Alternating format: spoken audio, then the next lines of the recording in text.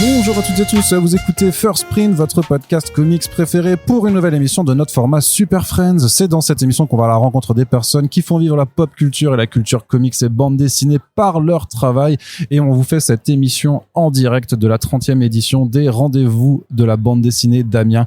Un festival, il est bien, il est super. Je vous encourage à y aller depuis pas mal de temps.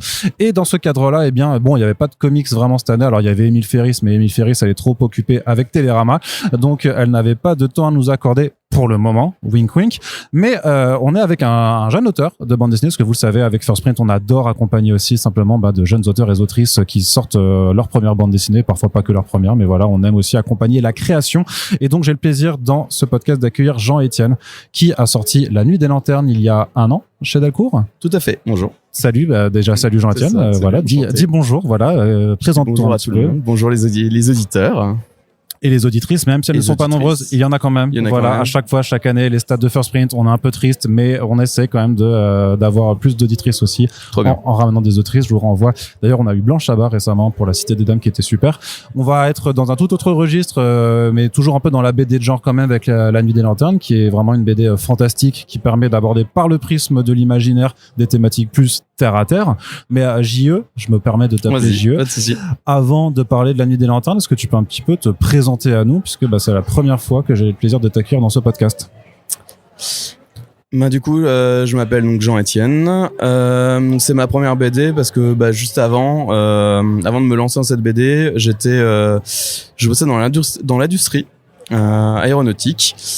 Et il y a eu le petit licenciement économique suite au Covid. Et du coup là, j'avais un petit choix à faire. C'était soit je retournais là-dedans, soit je faisais les choses que ce pourquoi j'aimerais trop me lever tous les matins et tout, qui est écrire et dessiner.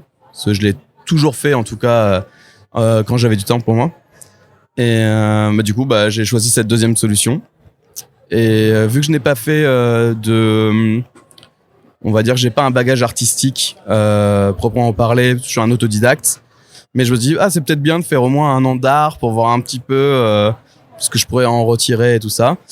Et du coup à Amiens on a une licence 3 les métiers de la bande dessinée, c'est une option au bout de la 3e année d'art plastique. Donc sur la bande dessinée avec les profs, c'est des auteurs de bande dessinée.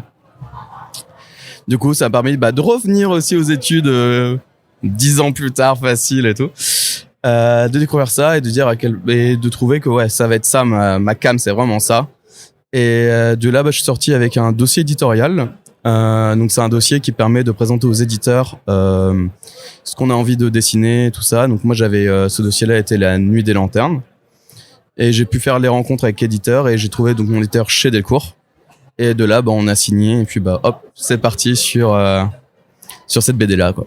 T'étais lecteur de bande dessinée déjà petit, hein, parce que je vais reprendre vraiment point par point, hein. On va un peu brosser ton portrait d'auteur aussi. C'est aussi pour ça que le podcast de toute façon est pensé pour être une discussion aussi, donc n'hésite pas à t'épancher un petit peu sur est-ce que déjà t'étais un lecteur de bande dessinée depuis petit. Alors petit, pareil, la légende raconte que quand t'es né tu avais une bande dessinée déjà dans les mains.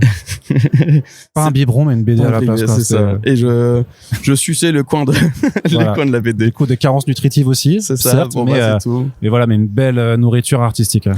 Quand j'étais petit, dans la famille, on avait de la franco-belge, on avait du Lucky Luke, du Astérix, on avait aussi plein de petits trucs comme ça. Et donc je l'avais lu et ça accrochait pas. Il y avait des choses, ça m'accrochait pas et tout. Et c'est au collège où j'ai découvert que mais Batman, Spider-Man, ça vient de BD américaine. Et du coup là c'était fini quoi. Là T'as découvert ça comment juste Comment tu as découvert ça comment? C'est un copain du collège qui lui son père était un gros fan de BD. Donc il avait les anciens Strange de l'époque et tout machin, il arrête pas d'en lire plein. Et il m'a montré les trucs, je fais genre mais en fait c'est ça que ça me fait vibrer quoi. Et du coup là j'ai commencé à lire et du coup je suis tombé à l'époque Straczynski sur Spider-Man. Donc grosse furie. Spawn aussi, Capullo qui était sur Spawn à l'époque et tout. Donc j'ai commencé à être biberonné là-dessus et je pouvais pas m'arrêter. T'as même pas fait ta phase manga alors la phase manga est arrivée après. Plus tard. Après. Au lycée alors plutôt. C'est ça, fin collège, début lycée. Et là, ouais, c'était phase manga à fond. Et en même temps, c'est là où arrivait Full Metal Alchemist. Ouais. Death Note, enfin c'est deux trucs que je lisais à fond à cette époque et tout. C'est ça que t'étais un tout petit peu plus jeune que moi peut-être. Je dirais parce que Fullmetal, moi j'étais déjà un peu plus vieux parce que moi c'était Yu-Gi-Oh en fait. Le premier manga que j'ai lu en sens de lecture originale c'était Yu-Gi-Oh. Alors moi j'avais eu les Dragon Ball et tout ça avant quoi. Ouais. Mais c'est vrai que Death Note j'étais déjà à la fac quand ça a vraiment percé avec l'animé. C'est pour ça que j'arrive à chaque fois un petit peu identifier, genre, parce qu'avec ta grosse barbe là. Moi, je sais que il y avait, je crois que les 3 premiers tomes qui venaient de sortir de Death Note à l'époque. Et du coup, bah, c'était, voilà, la grosse tuerie. Donc oui, j'ai eu bien ma phase manga qui est encore là, parce que ce que je lis encore le plus, c'est du comics américain et du manga japonais. Ouais. Vraiment. J'essaie d'augmenter un peu plus ma culture franco-belge. Ouais. Sans plus, maintenant, il y a des gens qui arrivent, qui sont à la croisée aussi de ces auteurs qui ont mon âge ou un peu plus et qui eux aussi ont été biberonnés de plein de choses différentes. Donc ça donne vraiment de nouvelles choses hyper intéressantes et en tout cas qui m'intéressent, qui m'attirent quoi. Ouais, bah complètement. Et après c'est vrai que donc t'as fait des études pour aller dans l'aéronautique. Ouais. Le dessin, il était encore présent à un moment donné ou un autre, ou tu t'es vraiment remis dans le dessin après l'aéronautique? Est-ce que tu dois dessiner déjà quand tu fais de l'aéronautique? Alors du coup j'étais des études en génie mécanique, donc il y avait du dessin, mais c'est du dessin industriel, donc ça me plaisait clairement pas. Je me rappelle d'avoir je crois que j'ai eu 1 de moyenne à un moment. Bref, c'était un truc horrible. Parce qu'en même temps, tu faisais des bateaux mais avec des cornes et des ailes, donc du coup, ça marchait pas. Ça marche pas. C'est ça. Ton bateau, il vole, mais il flotte pas, ça marche pas. Oui, c'est ça. J'aurais tiens, putain. C'est ça. Qu'est-ce que tu fais là? T'as encore mis des cornes au biplan là, c'est pas possible. Ça. Arrête avec tes Batman, avec tes capes sur des. Oui, mais c'est un bas de bateau. Non, ça ne marche pas. Voilà, sors de tes films. Et mais du coup, toujours sur le côté, j'ai toujours en fait dessiné et toujours continué à griffonner, à essayer d'apprendre à écrire aussi le scénario, etc. sur le côté quoi. Et justement quand tu décides de poursuivre une nouvelle carrière quand le Covid tombe et que tu connais les joies du licenciement économique, c'est dur de retourner sur les bancs de la fac du coup. Je sais pas combien de temps ça faisait que tu travaillais, que t'avais. Ça faisait, je crois que j'avais quasiment, je crois 12 ans. Ça faisait 12 ans d'études. Voilà, ça faisait 12 ans que je travaillais là-dedans. Ça fait, depuis, je crois que j'ai fini mes études en 2010. C'est comme ça. Ok, d'accord. Facile. J'ai eu trop peur, en fait. Dans le sens où, t'as commencé à travailler super tôt, en fait, alors. En fait, moi, je fais un bac. C'était pas des études très non, c'est un DUT. Donc, ce qu'on appelle un BUT maintenant et un BUT. Et c'était 2 ans après le bac. Okay, ouais. Bon, je l'ai fait en 3 parce que j'aimais déjà pas et je fais en 3, c'était un peu compliqué, voilà. Mais voilà, c'est pour ça que j'ai quitté, études courtes et tout. Parce que le but, c'était d'être professionnel très rapidement et tout ça. Ouais. Donc là, quand je suis reparti, j'étais en mode genre waouh, ok, vas-y. Donc j'avais peur de pas être sélectionné sur le dossier en fait. Ouais. Et donc j'ai un pote qui m'a dit si, vas-y, fais le dossier, tu verras, faut vraiment que tu testes et stresse pas et tout. Parce que le dossier, tu dois faire quoi dedans alors? Faut que tu montes des dessins, des planches. Ouais. Moi, sur mon mélange, j'avais des planches, pas forcément beaucoup de dessins. Je suis pas quelqu'un qui fait que des dessins, genre d'illustrations. Moi, c'est plutôt des planches que j'aime bien faire tomber et tout. Ok. Et du coup, j'ai montré différentes choses et tout, et puis voilà, ça a été validé. Et j'avais un gros stress aussi, mais un truc un peu bête, c'est qu'en fait, je serais sans doute le plus vieux de la classe. Oui. Et du coup, j'étais avec des gens qui avaient peut-être 20 ans, et moi, j'en avais déjà 34 ou un truc dans le genre-là. Et là, j'avais vraiment très très peur, tu vois, d'être le boomer et tout machin. Bon. Ouais, puis là même la différence de mentalité c'est ça. Face à avec des gamins qui sont encore dans leur phase d'études, quand toi t'as déjà eu 10 piges de vie active, donc ouais. Et pour le coup, t'as pas les mêmes problématiques non plus et tu penses pas aux mêmes choses quoi, c'est sûr. Mais j'ai énormément eu de chance parce que du coup ils sont quasiment tous devenus des potes, vraiment, et ils étaient tous extrêmement matures pour leur âge. Ouais. Et c'était, on était sur la même longueur d'onde et tout. C'était genre vraiment, c'est vraiment chouette quoi. Et c'est vrai, c'est parce que c'est vraiment un cursus alors qui est fait pour la bande dessinée. C'est-à-dire que là, c'est parce que souvent, enfin moi j'ai reçu quand même pas mal d'auteurs et d'autrices qui font des écoles d'art où en fait la bande dessinée évidemment est un peu méprisée même par les professeurs parfois qui disent ok ça existe mais en fait faites un vrai métier après quoi dans l'art. Mais toi par contre t'as de la chance à Amiens d'avoir un cursus qui est vraiment fait pour le 9e art. Tout à fait. À Amiens, en fait, ils se battent pour la culture de la bande dessinée. En fait, ceux qui ont géré ces études-là, qui ont commencé à les créer. Donc maintenant, il y a jusqu'à un Master 2 qui a été créé récemment.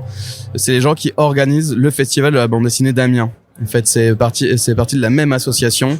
Oui, c'est une association presque tentaculaire en fait, parce que on a marché sur la bulle qui développe le festival. Il y a un des dirigeants qui aussi possède une maison d'édition qui est l'édition de la Gouttière. Et en plus, ils ont en Écosse, c'est voilà la mafia de la BD. Quoi. Ils veulent vraiment. Ils s'investissent vraiment dedans, quoi. Vraiment, et c'est chouette, quoi. C'est vraiment d'avoir un super gros vivier. D'avoir un vrai ancrage du 9e art. C'est ça. Et qui respectent la bande dessinée comme elle est, et vraiment, et qui la défendent, et font énormément d'actions culturelles aussi. C'est trop chouette, quoi. Alors, qu'est-ce que tu apprends pendant cette année-là que tu ne savais pas, peut-être? Alors, déjà, t'as des points de vue sur ton taf, vraiment, de différents auteurs, avec des sensibilités totalement différentes. Donc ça, c'est chouette aussi, ça permet de construire différents trucs, différents angles d'attaque. Ça m'a permis aussi de dessiner et écrire des choses pour lesquelles où j'étais pas forcément hyper sensible. Je me souviens de l'un des tout premiers trucs qu'on devait faire, c'était faire 8 planches. Alors moi, les planches, c'était pas forcément un problème, mais le sujet, c'était sur une ancienne industrie du coin, de textile. Et moi, j'étais en mode genre, attends, je viens de sortir d'une industrie, on me demande première BD, c'est de faire un truc sur une autre industrie. Et j'étais en mode genre, oh non, comment je vais faire? J'ai vraiment pas envie de ça. Et du coup, ça m'a obligé à chercher un point d'ancrage, un angle d'attaque que j'aimais. Et là, c'était, en fait, je me dis, ah bah tiens, on va faire un truc qui se passe sur 2 timelines différentes. Et je vais parler, en fait, de l'émancipation féminine avec la Seconde Guerre mondiale, en fait. Et du coup, c'est là où j'ai trouvé mon petit truc. Et c'est là où j'ai commencé à retravailler un peu mon côté noir et blanc qu'on voit dans la BD. Ça a commencé là où j'ai commencé à retravailler. Genre, ah ouais, ok, vas-y, je vais tester ça. Et donc, ouais, c'est le genre de choses qui m'a permis de développer, de courber certaines idées pour m'approprier des choses. Et après, il y a aussi du travail aussi avec plusieurs personnes. Genre, on a eu un travail, genre, toi, t'écris, tu files ton scénar à quelqu'un d'autre qui va faire le storyboard. Et le dernier qui fait le dessin et la colo. Et ça, on est 15 sur une promo de 15, du coup ça part et c'est trop marrant de voir l'évolution de notre travail et tout ça. Qui j'imagine est pas forcément comme tu te le représentes. Après, je sais pas si vous avez le temps de le faire à chaque fois, mais tu pourrais même faire que quelqu'un fasse une planche de script et que les 15 autres dessinent tous cette même planche et tu verrais la façon dont chacun aurait de découper le truc, de le représenter qui serait pas pareil, quoi. Ouais, au-delà du style, quoi. Oui, c'est ça, c'est vraiment Donc là, c'était cool de voir ça aussi, de voir, ok, ton travail, il est vu comme ça, on interprète ces choses comme ça, et il y a même des choses que j'ai pu faire, par exemple, c'était, c'est pas moi qui faisais le storyboard, c'est moi qui faisais le dessin de ce truc-là, et quand j'ai montré, genre dans un portfolio, ce truc-là, et il y a des gens qui ont capté direct, c'était pas moi qui a fait le storyboard. Donc c'était marrant de dire, ok, le pote, là, il a une vraie intention dans son storyboard qui est vraiment différent de moi, ce que je fais. Et c'est très intéressant de voir que ça pouvait se voir aussi un peu en strat et tout. Et par rapport à ton style, c'est quelque chose que tu as acquis pendant cette année d'études alors, ou tu avais déjà grosso modo cette façon de dessiner avant, donc avec beaucoup quand même d'aplats, enfin, et une présence d'ombrage en fait qui est vraiment assez importante. Alors c'est assez bizarre, c'est qu'en fait, je pense que je l'avais bien avant. C'est à partir de quand que tu as découvert Mignola, quoi, grosso modo? C'est très vieux. En fait, c'est très tôt. En gros, Mignola, à un moment, j'aimais pas du tout. Quand j'étais plus jeune. Putain, faut le soulever. Hein. Je suis désolé, hein, ce qu'il vient de dire, c'est pas possible. Hein. Voilà. Et ensuite, en fait, j'ai redécouvert et j'ai fait genre, c'est une tuerie. En fait, c'est mieux. Tu peux faire plein de trucs où tu fais juste du noir et en fait, avec 2 traits, tu dessines tout, c'est bon. Ouais, il y a un truc où c'est genre, c'est tellement... les purs. C'est tellement un truc épuré, un truc où, effectivement, tu peux pas te tromper. Enfin, tu peux pas te cacher derrière 10 millions de traits, par exemple, dans de dessins et tout. Genre, tu fais un dessin qui va pas, c'est fini. Et j'étais genre absorbé par surtout pour les mises en scène qu'il arrivait à poser avec ces aplats noirs où tu découpes et tout, et c'est genre trop bien. Et du coup là j'ai commencé à regarder plus ça et tout. J'ai redécouvert Chris Samney aussi au même moment. Et je fais genre mais en fait les gars ils ont un truc là et tout. Et après j'ai toujours lu Sean Murphy que j'adore et tout. Ouais. Du coup il y a tout un truc où genre il y a une cousine un peu de style et tout. Et du coup j'étais en mode genre vas-y en fait je vais essayer de travailler ce style là et tout. Et c'est là où par contre j'ai fait mes classes entre guillemets très rapidement de genre où on met le noir, où on le met pas, parce que mes profs des fois j'osais pas mettre trop de noir et ils me fait non mais là vas-y mais on va rien voir. Si parce que t'as mis ce petit truc là, tu vas voir ça va gérer ton truc. parce que il y avait beaucoup de profs à moi qui aimaient aussi Mignola et tout ça, et qui lisent du comics. Donc ils ont réussi à m'orienter aussi pour que je gagne du temps dans ce que j'appelle, on va dire, le voyage artistique, quoi. Ouais, mais c'est ça qui doit être bien aussi, d'avoir des vrais auteurs de BD comme professeurs, c'est que pour le coup la grammaire ils la connaissent, ils savent, enfin en termes de transition j'imagine que c'était peut-être super fluide aussi. Ah oui, même maintenant ils sont devenus des potes, quoi, parce que c'est vraiment gros atomes crochus, quoi, sur les lectures et sur les personnes qui sont, et même la manière de transmettre les choses, quoi. Et le dossier de la nuit des lanternes, alors c'était ton dossier de fin d'études que tu es allé présenter alors, est-ce que c'est est-ce que c'est le dernier examen d'une année de ce genre de formation, c'est de dire voilà votre final assignment, c'est de faire un dossier de bande dessinée. Je sais pas pourquoi je prends l'accent anglais, en plus ça n'a aucun sens, du coup ça va bien, quoi, tu vois, mais voilà, c'est votre truc, c'est vous faites un dossier de BD, vous faites comme si c'était votre vrai dossier, parce que en fait, spoiler alert, s'il passe, si vous avez une bonne note dessus, il y a de grandes chances que vous puissiez être publié après. En fait, c'est plutôt dans un cours, dans un workshop. Donc c'est notre prof nous dit en fait, qu'est-ce que vous voulez apprendre en fait dans mon truc. Il avait des choses déjà prévues, mais il a demandé ce que vous préférez. Et puis moi, j'ai direct dit moi je veux bien un dossier édito, parce que en fait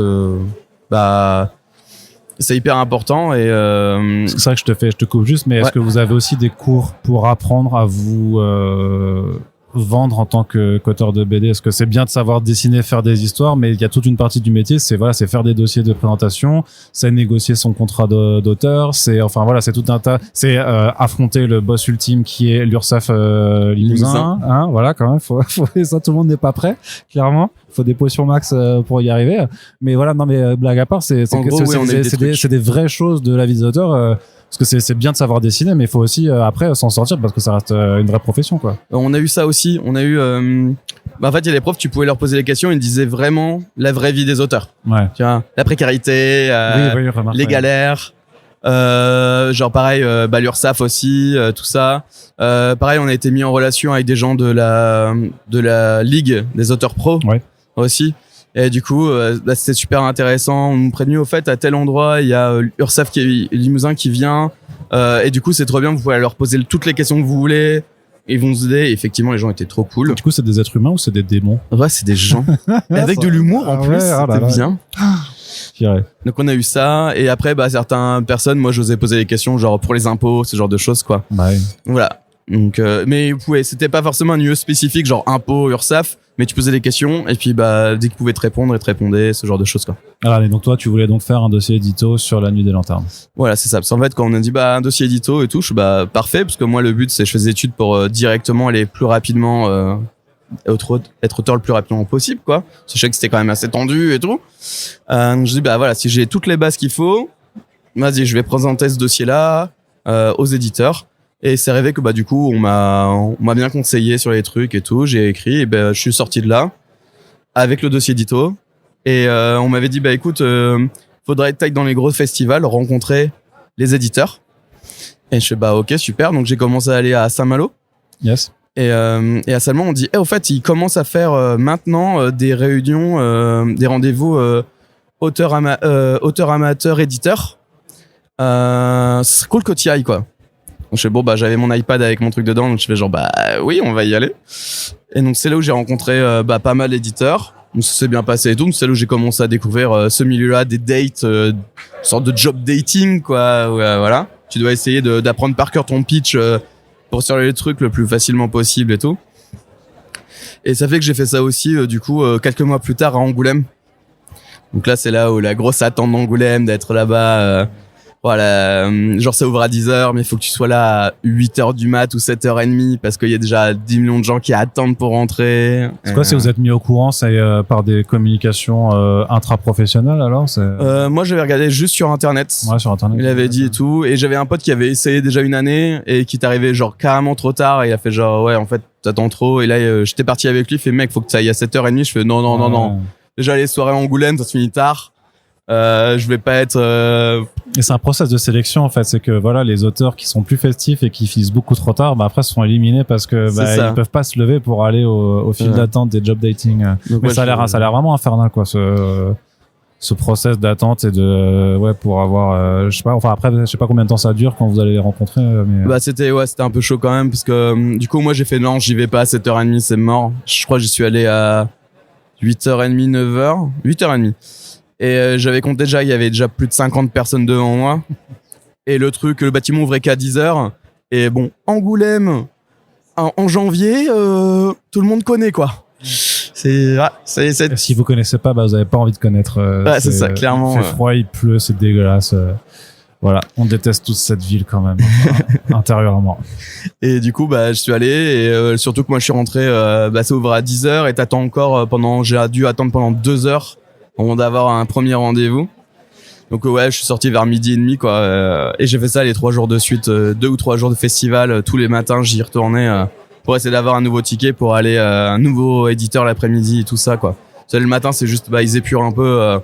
C'est là où tu rencontres des gens et c'est là où ils disent ok toi tu passes cet après-midi, on donne un rendez-vous à tel éditeur. Et donc des fois t'as un peu le choix. Moi j'avais déjà ma liste d'éditeurs que j'avais déjà vus et le but c'est de choper ceux que j'avais pas eu. Et comment tu fais cette liste? Elle est un peu arbitraire. Comment tu choisis? C'est que il y a la réputation des maisons d'édition, ou tu sais un peu parce que tu sais que ta BD est dans un registre précis, donc effectivement si c'est de la BD de gens tu vas pas aller chez un éditeur qui est spécialisé dans l'historique et le documentaire. Enfin voilà. Alors moi j'avais la chance de rencontrer des gros auteurs qui avaient vu un peu mon taf, qui m'a dit vas-y faut que tu ailles chez les plus gros. Du coup, je fais vas-y, je vais être bête, méchant. Ok, les plus gros. Donc, j'ai fait ma liste. Après, j'ai fait ceux que j'aurais bien aimé aller quand même. C'était un peu moins gros et tout. Et du coup, le but c'est de les faire. Et après, ok, c'est bon. Ça, j'ai un numéro. Ça, j'ai un contact. Ça, j'ai un mail. Et j'ai fait ça comme ça, quoi. Ça a la persévérance. C'est de la persévérance. Parce qu'avant que tu trouves du coup ton éditeur chez Delcourt, t'as eu beaucoup d'autres rendez-vous j'ai vu plein d'autres rendez-vous et lui je crois que c'était pas l'un des derniers, c'est l'avant-dernier ou un truc comme ça, mais avec lui ça a été genre normalement le rendez-vous c'est 15 minutes, je crois que c'est au bout de 7 minutes en fait c'était on se sentait bien, vraiment humainement, parce que moi mon but de faire ce genre de choses c'était de savoir rencontrer une personne avec qui j'allais collaborer pendant plusieurs années sur un bouquin ou plus. Il fallait que je sache comment il était humainement, comment on peut s'accrocher, et aussi comment l'accroche professionnelle marcherait quoi. Et du coup avec lui c'était d'emblée il y avait un pur gros feeling, c'était vraiment super. Donc après le reste du temps on a parlé cartes Pokémon, cartes Magic, voilà. Des trucs de nerd. Trucs bien quoi. Très bien. Est-ce que tu peux juste pitcher La Nuit des Lanternes, parce qu'on va parler de cet album maintenant, de sa conception et de ce dont ça parle, mais pour celles et ceux qui n'ont pas lu la BD, qui veulent juste savoir de quoi ça parle, est-ce que tu peux nous le résumer en quelques phrases? Tout à fait. Donc c'est un drame fantastique qui flirte avec l'horreur.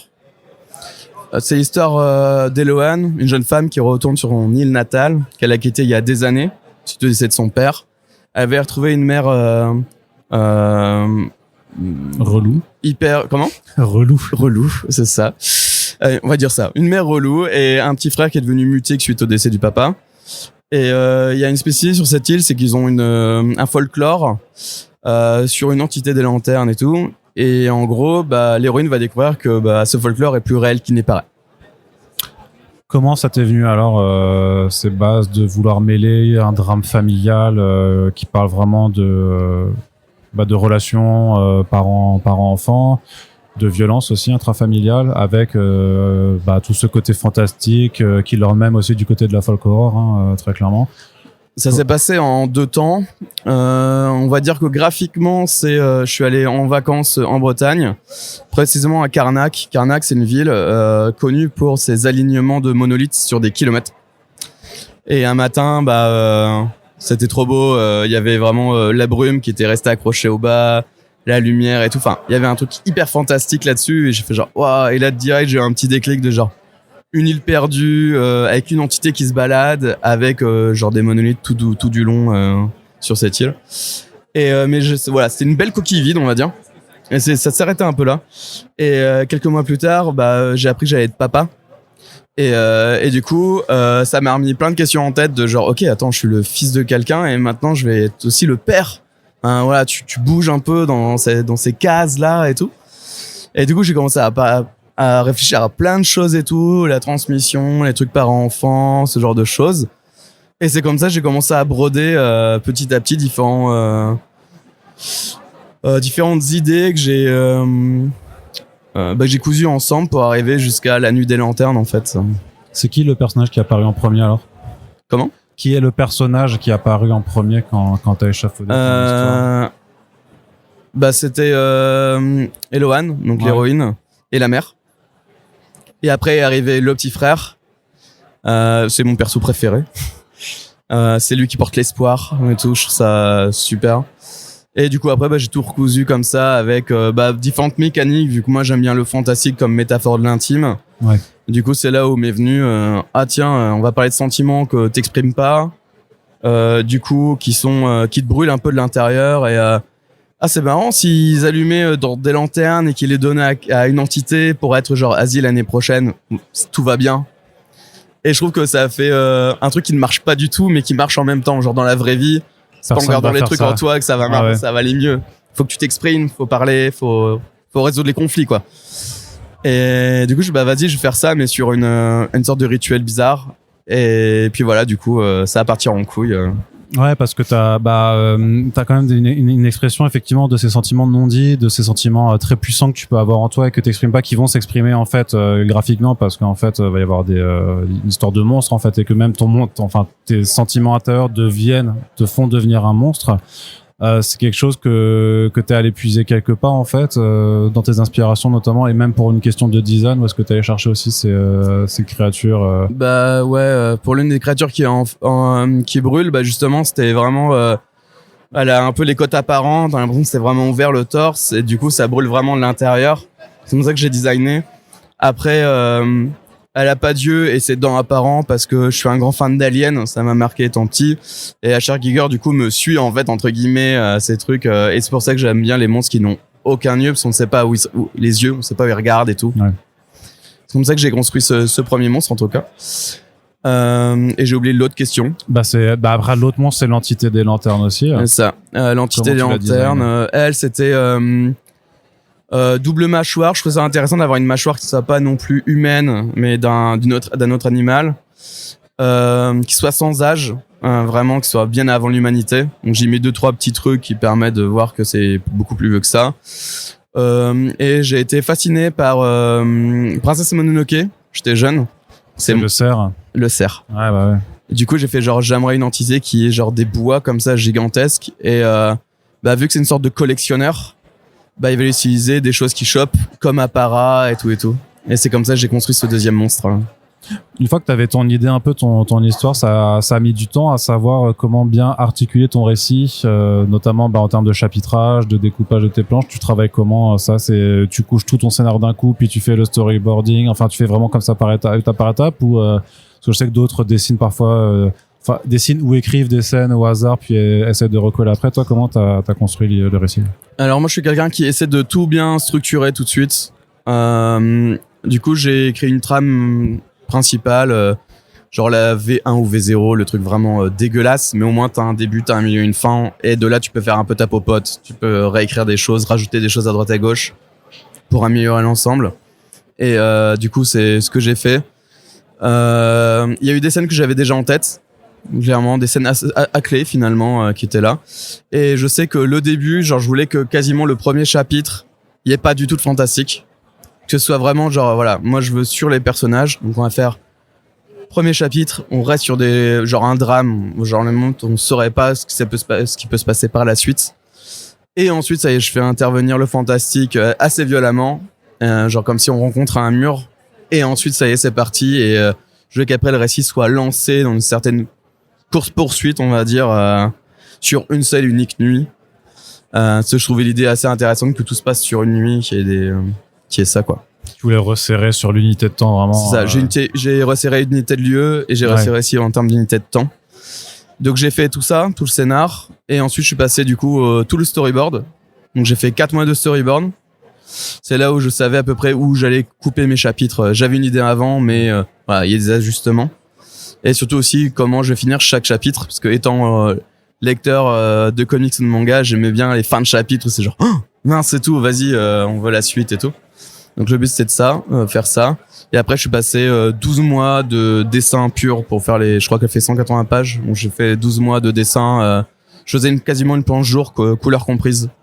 Parce que vu que je suis pas fan de la couleur, je pouvais pas me taper 4 mois de couleur. Ouais, okay, donc il fallait que voilà, quand je finissais une page, la couleur était faite. Surtout que tu bosses en numérique, comment oui, tout à fait. C'est-à-dire que tu fais tout alors crayonné, ancrage, couleur, tout. Ça sous Clip Studio Paint et sur iPad directement. Du coup, ça me permet d'avoir moins peur de l'échec que sur papier. Est-ce que sur Rappelle-toi ce qu'a dit Émile Férissière. oui, l'échec c'est humain. Voilà, vos échecs vous appartiennent, ils font de vous ce que vous êtes. C'est ça. Il faut apprécier ces échecs aussi. Oh, il y a des échecs, hein. Y a pas de souci. Mais ouais, du coup, j'ai beaucoup. Ça permettait de refaire, pour le storyboard par exemple, c'est super parce que tu peux sélectionner tes dessins, les faire pivoter, agrandir des choses. Genre même si je dessine une tête trop petite, tu la sélectionnes, tu l'agrandis. Ça fait que tu gagnes du temps. Voilà. Et vu que techniquement on n'est pas hyper bien payé, ça permet de gagner du temps en termes de production. Et ça tombe bien parce que ça ne mange pas, en tout cas pour moi, ça ne va pas manger ma créativité. Ça me permet de tester d'autres trucs entre temps pour améliorer et trouver des trucs que je préférais. Après, c'est un truc un peu à double tranchant parce qu'effectivement, tu as cette liberté de pouvoir modifier les éléments, donc d'agrandir, de corriger tout ça. Et puis, tu as l'autre truc qui est de modifier perpétuellement et de jamais laisser ta planche en paix parce qu'à chaque fois, tu diras, putain, mais je peux essayer comme ci, je peux essayer comme ça. Tu sais quand t'arrêter, même si c'est jamais parce qu'au final, la perfection n'existe pas et très souvent, en plus, les auteurs, au bout de 3 mois, ils regardent une planche qu'ils ont faite sur 3 mois avant, ils disent, en fait, c'est de la merde. Est-ce que toi, t'arrives quand même à trouver aussi le moment où tu dis, OK, là, c'est pas parfait peut-être, mais c'est mon meilleur, ou c'est suffisant, faut que je passe à la suivante. Ouais, ça j'y arrivais. Ouais. J'avais pas ce truc. Alors c'est peut-être le fait d'utiliser l'outil numérique depuis vraiment beaucoup d'années. Ou voilà. Parce que c'est ce que t'as fait, pour revenir en arrière, mais quand t'as fait ton année ouais, c'est ça. J'étais en digital déjà. Ouais, y a pas de.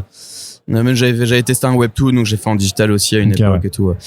Du coup voilà, donc ça va, et moi de toute façon il faut que j'avance. Donc, genre c'est un peu en mode vas-y, j'ai envie de faire des planches en fait, j'ai envie de faire ton élément. Donc il y a des moments où ça m'empêchait pas d'y revenir. Tu vas avoir ta barre de progression qui avance. J'avais mon skill genre oh t'as vu j'ai fait tant de planches et tout, et c'est hyper agréable au final parce que c'est pareil, vu que j'ai beaucoup de comics et de mangas, on est quand même eux sont quand même dans une industrie qui arrive à produire énormément. Bon ils sont pas souvent seuls, ils sont en équipe, mais j'ai eu le truc genre mais moi j'ai envie d'essayer de faire un peu ce truc là.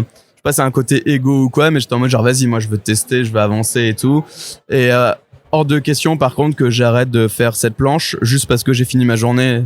Si elle était pas bien, je recommençais le lendemain jusqu'à ce que ça va, jusqu'à ce que j'aime. Et après je la montre autour de moi parce que je dessine dans un atelier avec d'autres auteurs. Et du coup quand j'avais des doutes, ça a été souvent le cas. C'est là où c'est trop bien d'être entouré. Genre tu penses quoi de ça? Est-ce que ça, c'est pas déconnant? Est-ce que ça va? Et du coup, ça permet aussi de, voilà, t'avais raison, faut que tu recommences. Ou genre, en fait, non, là, tu vois, là, c'est bien, là, laisse ça, là, tu vois. Et effectivement, tu reviens 2 jours plus tard, tu fais genre, ils avaient raison. Fallait vraiment pas que je touche à ça, quoi. C'est compliqué parce que c'est quand même une BD où t'as beaucoup de scènes aussi de disputes, notamment entre Eloane et sa mère. Il y a quand même des choses qui sont dites, qui sont très violentes. Parfois, voilà, c'est toujours. C'est une BD qui est assez violente aussi graphiquement, mais qui a aussi une violence psychologique qui est très forte. Comment on écrit cette violence-là? Avec ses tripes. En vrai, il y a des choses genre des choses tristes. J'ai écrit des choses qui me rendaient triste. J'ai écrit des choses qui m'énervaient. J'ai écrit des choses qui me feraient mal d'entendre ça. Ou qu'est-ce que je dirais si j'aurais été trop énervé et ne pas réfléchir à ce que je disais? Ah, ça peut être ça. Et c'est comme ça en fait j'ai travaillé le truc, donc c'était hyper en termes d'énergie, c'est affolant, ça te pompe de l'énergie de dingue. Ouais, parce qu'après faut que tu organises tout. Et après t'es en mode genre ok, mais c'est quand même une histoire, donc faut y aller quand même un peu mollo ou un peu crescendo, faut montrer des petits trucs et tout, faut remonter et tout. Voilà. Et ça c'était plus dur, ça a été plus côté comment dire, pour les paroles, pour tout ce qui était dialogue. Pour aussi j'aime bien aussi les rythmes sur ma BD, il y a pas énormément de dialogue, il y a pas d'énormément des bulles de fou et tout. C'est j'aime bien quand ça se répond. C'est pas Blake et Mortimer quoi. Voilà. C'est ça. Il y a pas de récitatifs qui font 15 c'est le truc voilà. Ouais, c'est le truc que je suis pas du tout comme ça. Je préfère tirer un truc côté on va dire le manga qui font des trucs assez courts. Même le comics, je trouve qu'ils font beaucoup plus de bulles au final que le manga dans un truc et comme le cinéma, tu vois, le cinéma des fois ça va juste toc tac tac, c'est fini et on passe à autre chose. Et j'aimais bien ça et ça me permet aussi de passer plus de narration visuelle, plus de choses visuellement que forcément que par les dialogues.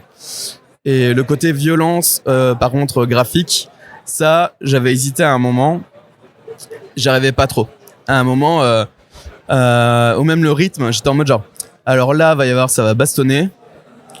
Et j'étais commencé en train de faire un montage. Et je sais pas, je crois que j'ai dû revoir un film d'Edgar Wright. Et j'ai fait un montage. J'ai fait vraiment... genre ma planche a été cutée, mais genre il y avait je sais pas combien de cases par bande et tout. Et genre j'avais vraiment l'impression de voir un truc d'Edgar Wright, genre comme s'il démarrait la bagnole et clac, clac, clac, clac. Avec un montage frénétique. C'est ça. Et en BD, et je fais non, en fait c'est pas ça qu'il faut. Donc j'ai ralenti la cadence là-dessus. Je fais non, en fait faut que je reste dans tout l'ensemble. Et après pour ce qui était violent, je me dis bah attends, là je quand même si c'est pas de l'horreur horrible à regarder et tout, c'est pas un truc qui pousse très loin. T'as quand même des mecs qui se font éviscérer. C'est ça, voilà. Et je m'étais dit bah en fait faut que t'as pas de bandeau pour public averti, mais non, il y a rien du tout. Mais bon. Mais quand même. Voilà. Après, t'as pas un style photoréaliste, donc c'est ça. Donc ça tu peux avoir une certaine distance, mais quand même, t'as quand même des scènes qui sont plutôt assez violentes, et même avec le parcours d'Eloane, enfin, et puis toute la séquence finale aussi. Ouais, c'est. Oui, il y a quand même des trucs, mais ça, ce curseur-là, je me souviens, je savais pas où j'allais le mettre, curseur de violence. Et à un moment, je me dis, mais attends, tu t'es d'accord pour ce genre-là, tu fais un genre qui flirte avec l'horreur. Bah là, vas-y, tu vois, c'est violent, bah va dans la violence en fait, tu peux y aller. C'est là où j'ai testé, dès les premiers trucs j'ai fait ça, et c'est là où c'est cool d'avoir un éditeur parce que tu sais si c'est trop violent, pas violent, ou justement c'est bien. Et du coup là on était validés, genre ouais bah ça c'est bien, ça c'est cool, tu vois, c'est dans le mood, ça a pas, ça dénote pas avec le reste quoi. Tu trouves que c'est plus facile de représenter nos émotions les plus sombres par de l'imaginaire? Tu penses que ça aurait été plus difficile pour toi de faire une histoire très terre à terre, où en fait tous ces non-dits et toutes ces colères qui peuvent être faites autour des relations, du deuil, de choses comme ça en fait, ouais, tu penses que ça aurait été plus difficile à traiter sans un peu de fantastique? Carrément. Ouais. Et moins amusant. Moi j'adore tout ce qui est métaphore et tout, et graphiquement tu peux donner des trucs trop beaux, des trucs où t'as pas forcément ton imaginaire n'a pas forcément rencontré ce genre de figures ou ce genre de choses, et moi je trouve ça dingue. Et ouais, moi en général les films d'horreur je préfère quand c'est vraiment fantastique et le moins terre à terre possible entre guillemets, parce qu'il y a aussi une poésie graphique qui se mêle à tout ça que j'aime beaucoup, et plus c'est terre à terre, plus j'arrive pas à le regarder au final. Parce que c'est trop proche de moi, c'est trop proche de la réalité, quoi. Ouais, très bien. J'avais aussi, parce que c'est quand même, tu l'as dit avant, c'est une BD qui se passe entièrement de nuit, enfin sur une nuit, et en plus t'as un style quand même, on l'a dit aussi, qui joue beaucoup sur les aplats noirs, sur tout ça. Donc t'es dans le noir, enfin tu fais des aplats noirs, t'es de nuit, donc c'est des couleurs sombres et tout ça. C'est compliqué à gérer toute cette gestion des couleurs, des éclairages. Ouais, fallait que je me fasse confiance à certaines étapes. En sachant que j'étais pas tant confiant que ça, et il fallait que je me dise ok, en fait avant de mettre tous les aplats, je dessine, je suis pas assez fort pour genre par exemple ici je dessine pas ce qu'il y a derrière de tel endroit, il faut que je fasse ma structure quand même. Donc en gros il y a beaucoup d'aplats noirs, mais en fait il y a vraiment d'autres dessins en dessous pour être sûr que les aplats j'ai mis au bon endroit, vraiment pour pas nuire à la narration, parce que mon but c'est qu'on puisse ouvrir et qu'on sache où regarder et tout. Moi je trouve que c'est le truc très très important en BD, c'est d'être le plus clair possible en lecture, même s'il y a beaucoup d'aplats noirs. Et ensuite fallait que je me dise ok vas-y, la colo là, je sais à peu près où je vais mettre ma lumière à tel endroit, j'ai joué avec telle lumière ou telle couleur pour rehausser à telle ou telle chose quoi. Après j'imagine que c'est plus simple, enfin pas plus simple, mais qu'il y a aussi une bonne utilisation d'avoir un monstre de flamme en face pour faire vraiment des vrais contrastes entre cette chaleur avec les flammes et le côté plus bleuté de la nuit. Je l'ai découvert que tardivement ce truc là en fait. Ah ouais? Ouais, le monstre de flamme c'était genre c'est trop bien, mais est-ce que ça allait rendre sur une planche? Je m'étais pas du tout projeté. Et même je me posais la question de genre attends, mais j'ai un monstre de feu, c'est pareil, j'ai beaucoup peu dessiné de flammes dans ma vie. Et pareil en fait, j'ai essayé beaucoup de trucs urbains, parce que comics. Et là je fais mais attends, je suis parti dans un truc où je dois dessiner que des arbres. Et comment on fait des trucs d'arbres sans que ce soit chiant, et pareil le feu, du coup à un moment je me suis posé et j'ai fait plein de manières différentes de faire des flammes jusqu'à trouver cette version là. Et c'est là où j'ai découvert quand je mettais ma couleur que je peux pousser tel ou tel degré de puissance de feu à tel endroit, de vraiment mettre quasiment du mono rouge d'un côté et tout, et ça c'est vraiment c'est les bonnes découvertes qu'on a face à soi et face à ce qu'on produit, à des jours où il y a des jours où ça va pas et t'es en mode genre t'as la grosse découverte du truc, genre putain ça c'est trop bien, ça te redonne de la pêche et tu continues, tu vois. Ça t'a pris combien de temps alors de faire toute la BD? Toute la BD, ça m'a pris 16 mois au total. Donc c'est 4 mois de storyboard et scénario. Après signature, bien sûr, parce qu'il y avait déjà un pré-scénario forcément. Et après 12 mois purs de dessin et de couleurs. Et c'est quoi le plus facile, c'est quoi le plus dur? Plus facile. Alors je sais pas si le plus facile. On va parler d'amusement. Ouais. En termes d'amusement. C'est quoi le plus fun? Voilà. Le plus fun, je pense, c'est mon storyboard. Parce que du coup, j'ai pas peur de faire de vieux dessins tout pourris. De toute façon, c'est pas le but. Ouais, c'est là où tu peux peut-être aussi le plus expérimenter sur tes découpages, sur ta mise en scène. Moi, ça, les petits cadrages, l'air bouge. J'aime bien. Là, il y a plusieurs références à Jurassic Park 1. Vas-y, je vais faire ça comme ça. Et je vois comment ils ont fait tel truc, j'analyse d'autres machins. Et je fais, ça c'est cool. Donc, c'est vraiment un vrai amusement. Ensuite, le crayonné, t'es en mode vas-y, je fais des dessins un peu plus machin, mais t'as le storyboard qui était plutôt bien, donc tu fais c'est un peu plus simple. L'ancrage, j'ai 2 phases d'ancrage, hein, une phase où c'est beaucoup de traits. Donc c'est mon style que j'aime pas du tout, parce qu'il y a aucun aplat noir et c'est dégueu, parce que j'ai pas un trait de ligne claire, on va dire. Et du coup, pendant plusieurs heures dans la journée, je veux dire, faut que tu tiennes. Tu mettras des aplats à la fin et tu vas voir, tu seras content. Et quand il y a mes aplats, là, c'est trop bien, je suis trop content. Et après, l'une des parties que j'aime le moins, c'est la couleur. D'où le fait que la couleur, il y a très peu de couleurs et que j'ai essayé de synthétiser pour que ça colle avec mon style de dessin au final synthétique. Et voilà, donc j'ai fait plein d'essais et du coup, ma palette, je l'ai vachement restreinte pour éviter aussi de mettre trop et de me perdre dans le fait qu'on en a parlé de t'es en digital, tu vas recommencer plein de fois, tu vas faire plein de tests et là ça me permettait d'éviter en couleur d'assumer le fait que vas-y, tu fais un truc cool. Ouais, mais parce que si c'est un truc que t'aimes pas, tu peux aussi peut-être je sais pas, parce qu'après ça dépend de ton contrat et de l'avance que t'as aussi à partager ou non avec quelqu'un d'autre, mais je sais pas si à un moment tu t'es dit attends, je vais demander à quelqu'un de gérer cette partie-là parce que je n'aime pas ça ou c'est aussi faut te forcer quoi, parce que de toute façon si t'aimes pas, si dès la première t'aimes pas ça, le truc c'est que tu vas faire d'autres BD aussi, donc à un moment tu peux pas éviter le taureau, il faut le prendre par les cornes. En fait, j'ai pas voulu l'éviter parce que je me dis que ça fait partie aussi de mon voyage artistique.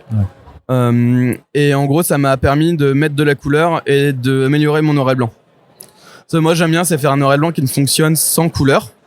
Voilà, je crois que c'est Sean Murphy qui fait ça aussi, il veut que son noir et blanc fonctionne sans la couleur. Et je trouvais que c'est très bien parce que ça permet d'avoir un truc très structuré, très posé et tout. Mais en fait, la couleur me permettait des fois de retirer des traits noirs que j'aurais laissés. Et je pense que si j'aurais laissé à quelqu'un, lui, il aurait pas retiré ces traits-là, par exemple. Il aurait fait juste la couleur dessus. Du coup, moi, ça m'a appris plein de choses. Et même si je suis pas fan de faire ma couleur, je suis très content de l'avoir fait. C'est vraiment un truc je l'ai fait, je suis content, tout est de moi et tout ça. Il y a tout un truc comme ça. Donc en gros, c'est comme si j'aime pas marcher, mais quand j'ai fini ma course, je suis content. Ça, j'ai réussi. J'ai fait mon sur ton Strava, j'ai fait mon Strava du jour quoi. Tu fais pendant 16 mois, ça part à l'impression. Comment on se sent? J'aime bien de poser cette question à chaque fois. Comment on se sent quand la BD elle devient physique? Quand tu reçois ton premier exemplaire, alors parce qu'après le truc c'est que t'es devenu papa avant, donc en fait t'as même pas eu. Est-ce qu'on réplique un peu ce sentiment de paternité ou pas? J'étais c'était clairement autre chose, mais en même temps t'es content quand même. En fait c'était assez intéressant parce que j'ai eu la chance, toujours mon éditeur dans le cœur, il a réussi à faire en sorte qu'on aille qu'on appelle ça à l'imprimeur directement. Qu'on est parti à l'imprimeur tous ensemble. T'as vu tes pages dérouler là par comme ça et tout. Donc j'ai découvert aussi que ma BD, je pensais que j'avais dessiné tout dans le bleu nuit et on m'a dit dans ton violet on va racheter du rouge. Moi je fais mais j'ai pas de violet dans ma BD. Si, en fait tout ça c'est du violet. Et je fais ok super, j'ai fait une BD pendant 1 an et quelques et j'ai pas la bonne couleur dans ma tête. Bon c'était ce que je voulais à l'œil. Parce que t'avais l'écran, t'avais sur l'écran et le papier c'est pas pareil. C'est ça et c'était trop bien. Du coup c'est là où j'ai appris des choses comme on rehausse des couleurs et tout, c'est super. Et du coup en fait donc c'est là où j'ai commencé à voir directement je crois que ça s'appelle les bons à tirer, les tout premiers et tout. Le BAT tester ce genre de choses. Je fais ok, et on n'avait pas eu beaucoup besoin de faire beaucoup de changements au final, c'était assez cool. On avait déjà fait 2-3 tirages au tout début. Ça veut que je dessine sous Clip Studio Paint, et Clip Studio Paint ils ont pas de CMJN. Ils ont un profil géométrique qui n'est pas ça et c'est dommage. Et du coup, on a fait déjà des tests pour savoir si les couleurs que je prenais en collées quand même au CMJN n'étaient pas trop dégueulasses. Et du coup, il y a eu déjà ça, donc c'était chouette de voir ça. Et ensuite, ma BD, elle a été imprimée bien en avance, au final. Parce que c'était pour donner pour Angoulême 2025. Le but c'était que ma BD soit dans les tote bags. Ouais. Dans les tote bags donnés par Delcourt, il y avait plusieurs BD. Okay. Et du coup, ils voulaient mettre la mienne dedans pour les libraires en fait, les réunions libraires. Ouais. Et du coup, ça fait que je l'ai eu genre le 26 décembre, je l'ai reçu dans ma boîte aux lettres le premier et je fais super cadeau de voir ça. Noël, bah ouais. Et du coup, ça faisait quelque chose. Genre vraiment, alors c'était rigolo, c'est l'objet et pas l'intérieur. C'est l'intérieur. Moi, les bouquins, je les sniffe. Genre en mode j'espère qu'ils sont bons et tout. Parce que j'aime bien les trucs de, je sais pas si t'es pareil ou quoi, mais ça devient bizarre. Là.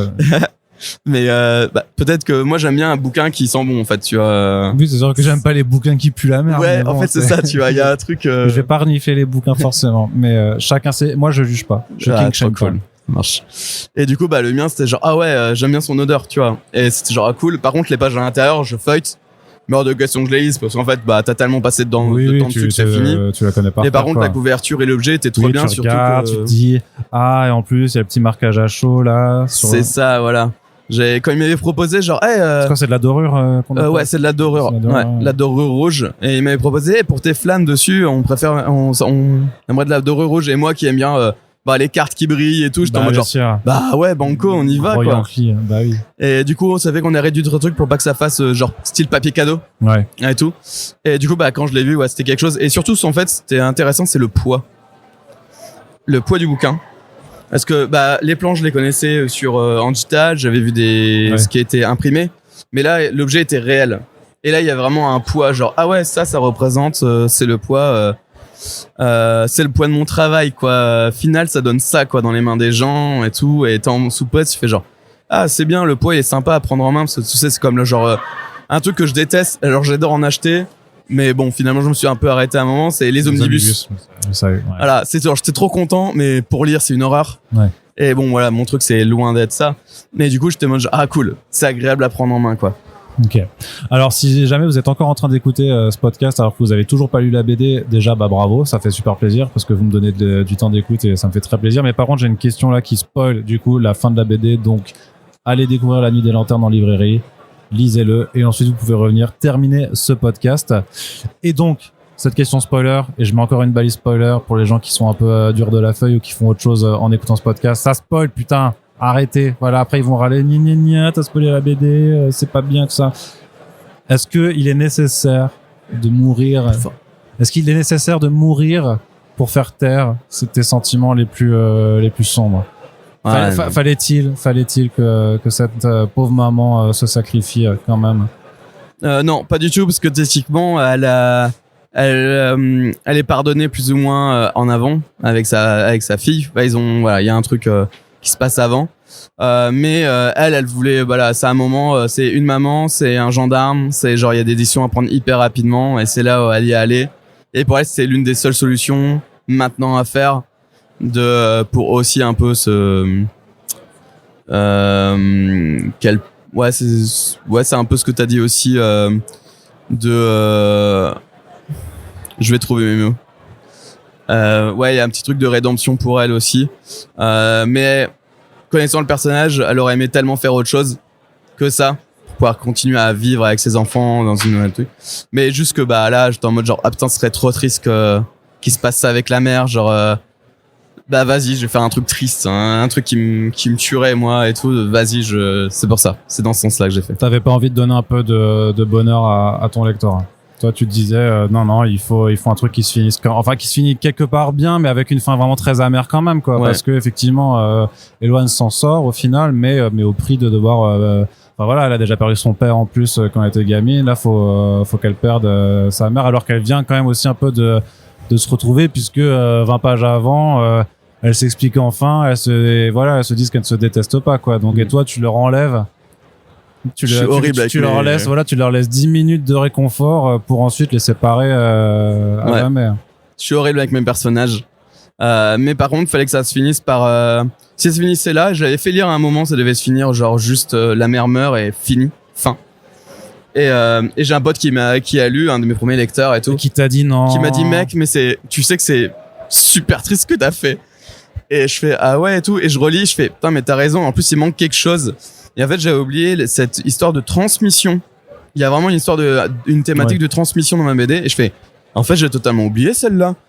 Et du coup, je fais, bah attends, faut que je fasse un truc et tout. C'est vrai que j'ai tout réécrit, la fin. Voilà, pour qu'il y ait la transmission de, attention, nouveau spoiler, mais bon, on est dans la zone de spoil. Que l'héroïne accouche d'une petite fille et nomme comme sa mère. Ouais, c'est ça. Bah, c'est qu'elle a perdu la maman pour devenir la maman, quoi. C'est ça. En tant que telle.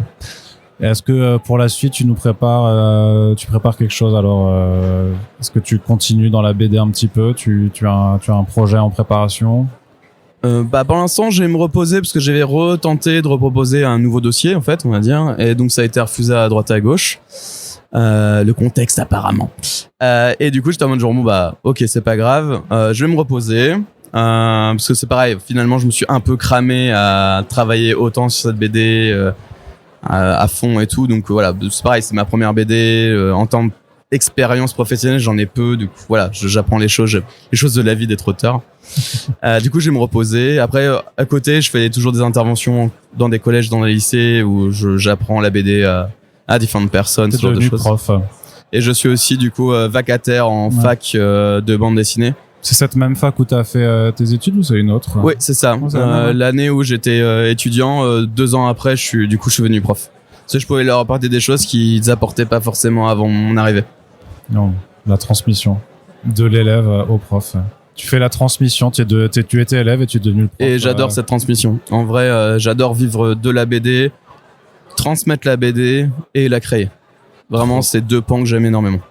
Bah trop bien. Bah écoute, merci beaucoup JE du temps que tu m'as accordé. Donc pour les personnes qui nous suivent, ça s'appelle La Nuit des Lanternes de Jean-Etienne aux éditions Delcourt. Donc c'est disponible en librairie. N'hésitez pas à vous le procurer. Vous avez un lien dans la description de ce podcast si vous avez la flemme d'aller en librairie, que vous voulez le commander directement en ligne. Et en attendant de te retrouver pour une autre future bande dessinée, JE, bah je te souhaite bonne continuation. Merci à toi. Et je te remercie. Et si vous avez apprécié ce podcast et que vous voulez nous aider à la fois à faire découvrir l'émission, mais aussi le travail des personnes qui y passent, n'hésitez pas à partager l'émission sur vos réseaux sociaux, à en parler autour de vous. Vous pouvez également nous soutenir via notre Tipeee. Merci à toutes et tous de nous avoir écoutés. Puis on se dit à très bientôt. Salut JE. Au revoir.